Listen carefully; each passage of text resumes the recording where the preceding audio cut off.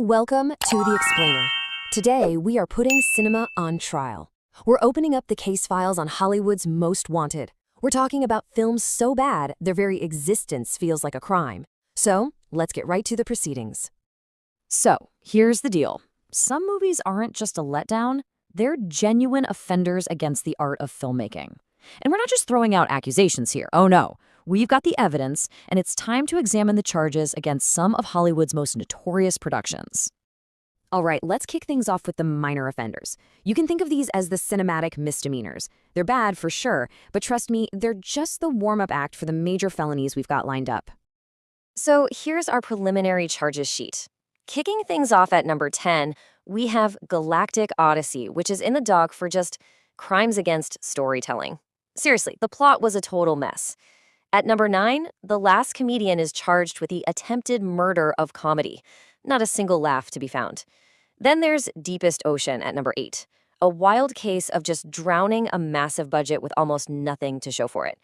Number 7, Suburban Nights, is guilty of what we're calling felonious miscasting because it criminally wasted its talented stars. And rounding out the first half, Project Chimera, which recklessly endangered a beloved franchise. Honestly, each one of these is a cautionary tale for Hollywood. And if you're thinking, how bad could it be? Well, just look at the money. The financial cost of these movies was absolutely catastrophic. A film like Deepest Ocean didn't just sink on screen, it completely torpedoed its studio's finances. When you're talking about hundreds of millions of dollars just gone, the evidence of pure negligence is undeniable. Okay, now we're getting into the really serious stuff. We're moving on to the repeat offenders. The charges are escalating, folks. These are films whose crimes were so blatant, they've earned a special permanent cell in movie jail.